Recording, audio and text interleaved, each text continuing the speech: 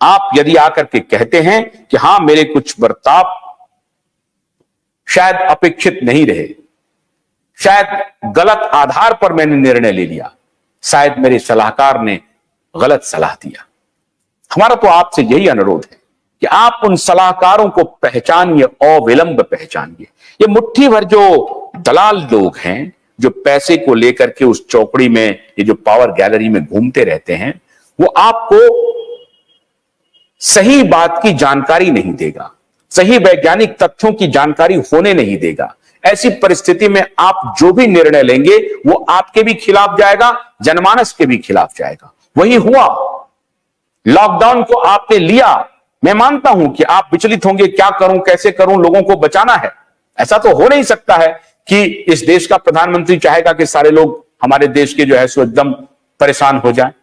ये तो मैं नहीं मानता हूं। तो किसी ने आपको सलाह दी होगी, आप उनसे बुला करके पूछिए कि भाई तुमने कैसे ये सलाह दे दी। फिर वो आपको बताएगा कि साहब डब्ल्यूएचओ कहेगा कि मैंने तो सलाह नहीं दी। तो फिर आप किस पर रिलाय कर रहे थे? तो अमेरिका पर रिलाय कर रहे थे। अमेरिका में किस पर कर रहे थे? तो एंथनी फॉची पर कर रहे थे, पीटर डास्टाक पर कर रहे थे। एंथनी फॉची को तो आप पकड़ के आज ग्रिल किया जा रहा है। अब आप क्यों नहीं कह रहे हैं कि हां वो गलत किया? आप कम से कम इतना ही कह दीजिए कि अमेरिका जो इस पूरे मामले को लीड कर रहा था, 12 लाख लोगों की मौत हुई अमेरिका में, तो वहां के जो अब लोग पकड़ा रहे हैं उनके खिलाफ जो इंक्वायरी हो रही है, वो उसको हूबहू मान लेना हमारी गलती थी। अपने लोगों को बोलिए ये बात कहने के लिए, उनको बताइए कि वो सार्वजनिक रूप से आकर के माफी मांगे, वो जनता के सामने कहें कि हां हमसे गलती हुई है, हमने जबरदस्ती लॉकडाउन थोपा। जरा सोचिए प्रधानमंत्री जी, लाखों लोग बेघर हुए, करोड़ों लोग बेघर हुए, लाखों लोग सड़कों पर पैदल चले, रेलवे की पटरियों पर चले। जरा सोचिए, आप अपने उद्घाटन में मजदूरों को बुलाते हैं और एक ट्रेन चली थी कहीं के लिए, पहुंच गई कहीं। हैरत है, जा रही थी कहीं, चली गई उड़ीसा। पटरियों पर 20-25 लोग कट गए। क्यों? क्योंकि वो पैदल चल रहे थे।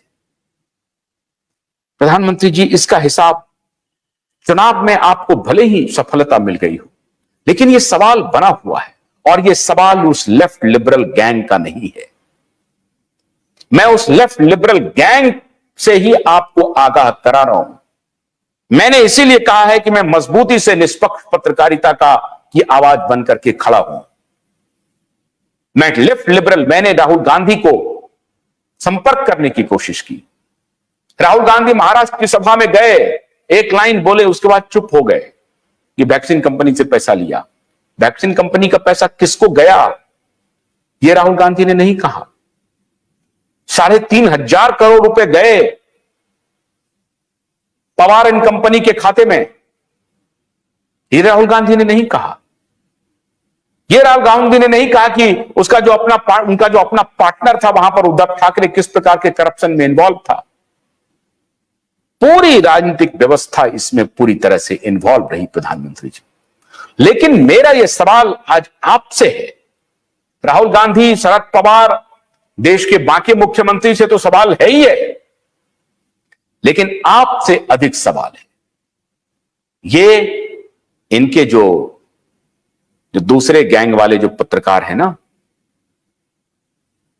टेलीविजन स्क्रीन को ब्लैक करने वाले, वो नहीं पूछेंगे आपसे, क्योंकि ये उन्हीं से गाइडेड है। ये बाइडन से लेकर के ये वाया केरला, वाया महाराष्ट्र पूरा घूम रहा है। और ये वाया केरला, वाया महाराष्ट्र नहीं है, ये वाया दिल्ली, ये साउथ ब्लॉक, नॉर्थ ब्लॉक में है। ये बाइडन की मोल आपके नॉर्थ और साउथ ब्लॉक में है। श्रीनाथ रेड्डी को पकड़िए, श्रीनाथ रेड्डी को पकड़िए। मनमोहन सिंह के सरकार में बहुत पावरफुल थे, आपके साथ भी पावरफुल है, उनको पकड़िए। रणदीप गुलेरिया तो बेचारे अब कहने लगे कि हम, मुझसे गलती हो गई, मैंने कुछ समझा नहीं था। बाकी जो छुटभइये डॉक्टर्स हैं जो पैसा बना लिए हैं, वो भी अब कहने लगे हैं कि हम, मुझसे गलती हो गई। लेकिन प्रधानमंत्री जी, आज भी आपके संस्था में वो बाइडन के मोल मौजूद हैं।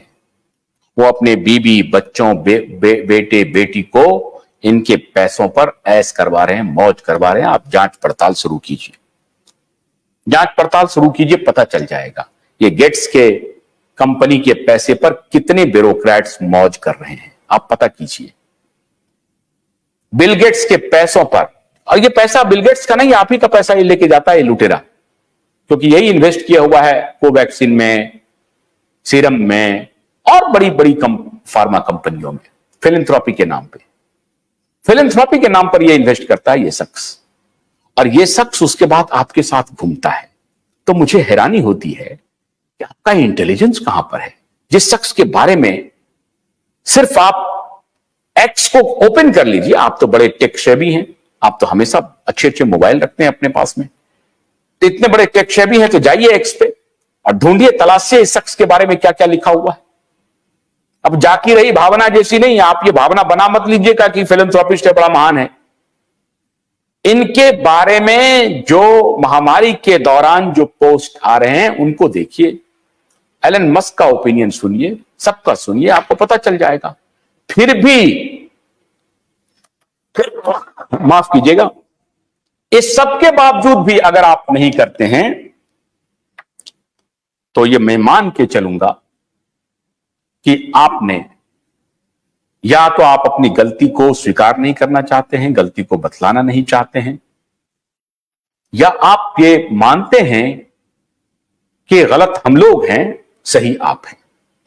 तो अगर ये भी मानते हैं आप कि गलत हम लोग हैं, सही आप हैं, तो एक बार मैं आपसे आग्रह करूंगा कि इस पर आप एक बार दोबारा अपनी दृष्टि डालिए, जरा तहकीकात कराइए कि महामारी के दौरान क्या क्या हुआ, किस किस ने लूटा, कैसे कैसे लूटा, जो कुछ भी आपने निर्णय लिए क्या वो निर्णय सही थे या निर्णय गलत हुए। अगर निर्णय गलत हुए तो किसने आपसे गलती करवाई। मैं दावे के साथ कहता हूं प्रधानमंत्री जी कि आप बाइडेन के मोल के इन्फ्लुएंस में हैं, बाइडेन के लोग आपके संस्थानों को कब्जा किए हुए हैं, उसमें लेफ्ट के बहुत सारे लोग हैं जो उसी मानसिकता के लोग हैं, और आपको गलतफहमी है कि आप राइट विंग हैं, आप चला लेंगे, सब कुछ कर लेंगे, गलतफहमी में है। सनातन को खतरा है इन्हीं लोगों से, और हम अगर आपको समर्थन करते हैं डंके की चोट पर, सनातनी प्रधानमंत्री कहते हैं, तो सनातन की अगर आप रक्षा करना चाहते हैं तो इस देश के 140 करोड़ की रक्षा करना, चाहे वो हिंदू हो, मुसलमान हो, क्रिश्चियन हो, सिख हो, ईसाई हो, सबकी रक्षा करना हमारे प्रधानमंत्री की जिम्मेदारी है। इसलिए मैं आपसे आग्रह कर रहा हूं प्रधानमंत्री जी कि आप महामारी की जांच अविलंब शुरू करवाइए और IHR और WHO ट्रीटी को साइन करने से बचिए। बहुत बहुत शुक्रिया। आज पर इतना ही, कल हमारी फिर आपसे मुलाकात होगी। आशुतोष को मत दीजिए। नमस्कार।